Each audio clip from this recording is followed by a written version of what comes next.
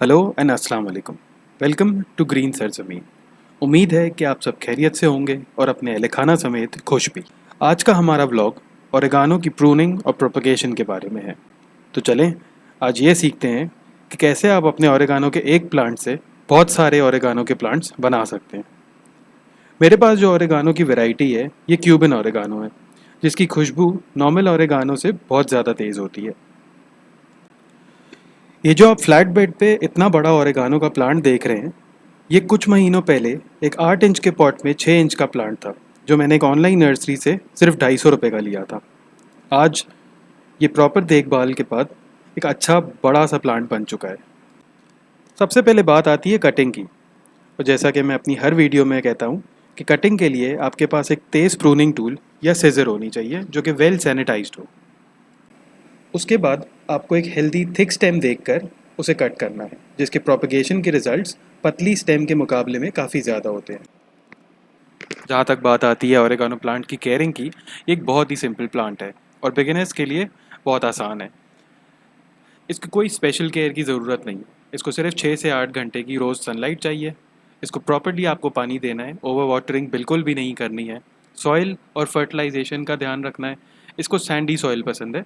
और साथ में आपको ऑर्गेनिक कंपोस्ट का इसका रेगुलर इस्तेमाल करना है। ऑर्गेनिक कंपोस्ट में आप ब्लड मील, बोन मील और रॉक फॉस्फेट का हर 15 दिन से इस्तेमाल करें।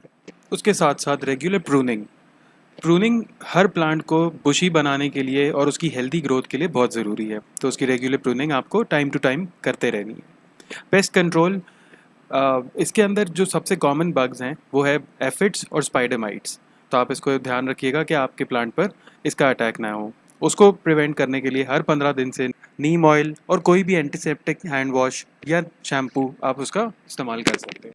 और इसमें एक और पॉइंट अभी ये भी ऐड करना ज़रूरी है कि ओरेगानो प्लांट को सर्दियाँ पसंद नहीं होती, तो इसीलिए आपको इस पे या तो आप ग्रीन नेट लगा दें, या अगर आपका प्लांट छोटा है और आप इसको इंडोर रख सकते हैं तो आप इसको इंडोर रख दें, क्योंकि अगर इस पर ठंडी ओस गिरेगी तो आपका प्लांट ख़राब होने के या उसकी स्लो ग्रोथ के चांसेस बढ़ जाते हैं।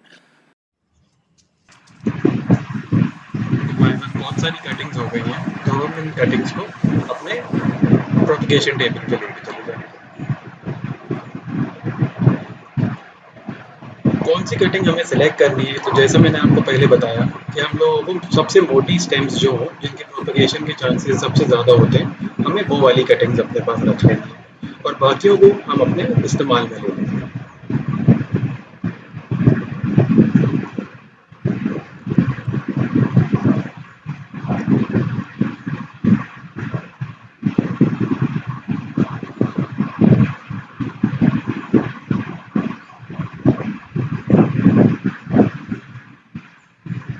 कटिंग सेलेक्ट करते वक्त हम इसके नीचे के जितने भी पत्ते हैं वो सारे हटाते जाएं और देख लेंगे कि किसी भी प्लांट में कोई किस्म का बैक्टीरिया या किसी भी किस्म के कोई डैमेज ना हुआ हो, या कोई एफिड्स का अटैक या स्पाइडर का कुछ डैमेज, इस तरीके की कोई भी चीज़ ना हो। और उसके बाद हम अपनी हेल्दी जो कटिंग्स हैं वो वाली ले लें।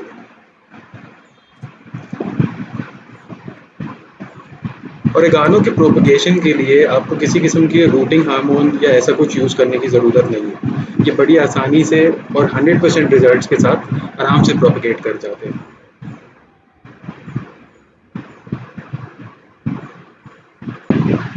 कटिंग्स को प्रोपगेट करने के लिए जो हमने मीडियम यूज़ किया है वो हमने कोकोपीट, वर्मी कंपोस्ट और मट्टी, तीनों का एक एक हिस्सा आप किसी भी पॉट में या किसी भी ग्रो पॉकेट में डाल के और अपनी कटिंग्स उसमें लगा सकते हैं।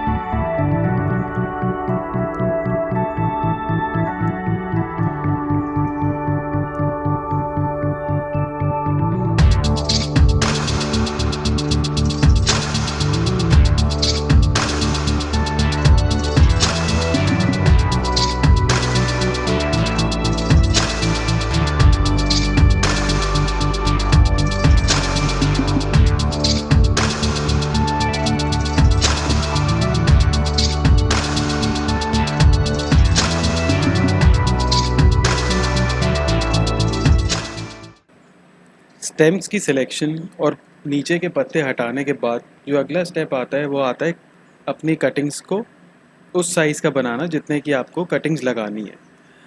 और ओरेगानो प्लांट में कोई ऐसा रिक्वायरमेंट नहीं है कि 4 से 6 इंच तक की लगाएं आप 6 इंच 8 इंच 10 इंच तक की भी कटिंग्स लगा सकते हैं।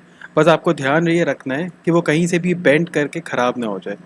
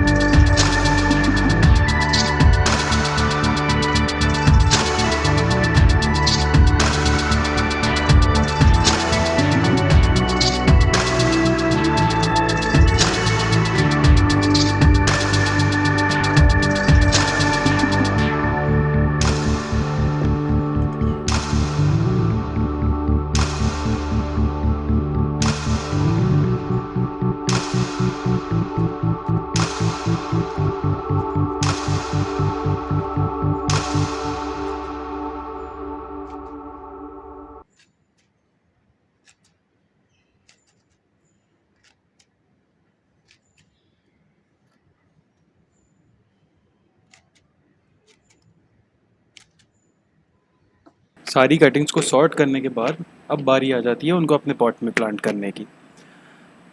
जो पॉट्स आपने तैयार किए हैं सब में आप अपनी उंगली से ही एक होल्स बना लेंगे, क्योंकि ओरेगानो के स्टेम में कोई इतनी ताकत नहीं होती है कि वो अपने आप इसके अंदर एक होल कर सके। तो इसलिए आप उसमें अपनी फिंगर से ही एक होल करके और उसके बाद अपनी ओरेगानो के स्टेम्स को उसके अंदर रखते जाएंगे।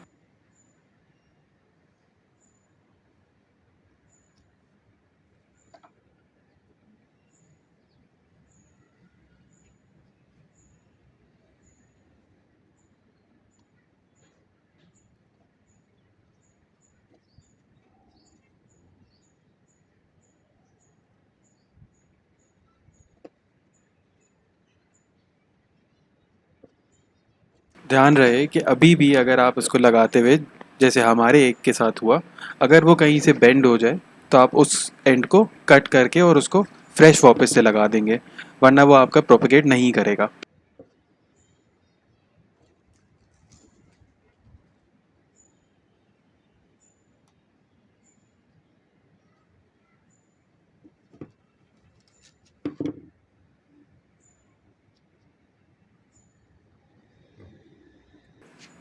वो अपनी कटिंग स्पॉट में वापस लगाने के बाद हम उसी तरह उसमें ऊपर से मिट्टी डाल देंगे ताकि होल एयर पॉकेट कोई भी बाकी ना रहे।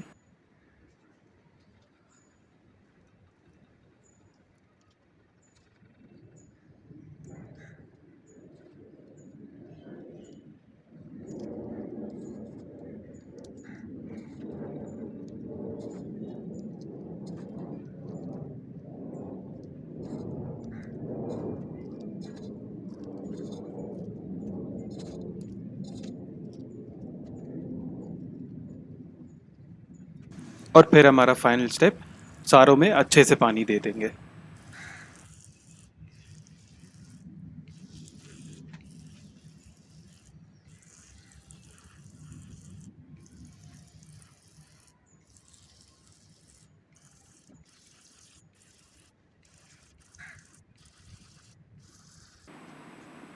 हमने कुछ 1 से 1.5 महीने पहले इसी तरह ओरेगानो प्लांट की 2 कटिंग्स लगाई थी।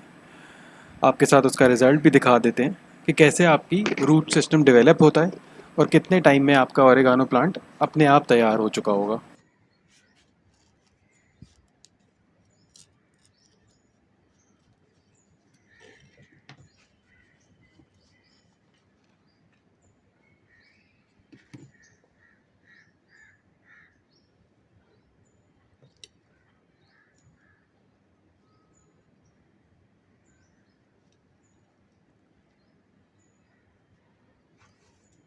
जैसे कि आप देख सकते हैं, इस प्लांट की अच्छे से रूट्स डेवलप हो चुकी हैं और अब ये ग्रोथ भी कर रहा है।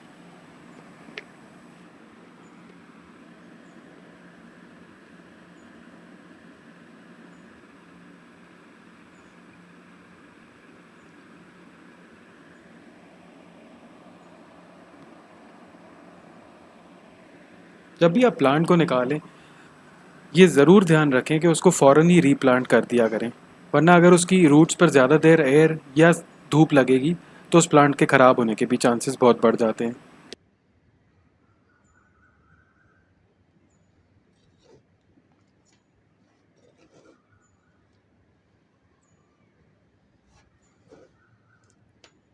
उम्मीद है आप लोगों को वीडियो पसंद आई होगी और कुछ ना कुछ ज़रूर सीखने को मिला होगा। वीडियो को एंड तक देखने के लिए शुक्रिया। मिलते हैं अगली वीडियो में, तब तक के लिए अल्लाह हाफ़िज़।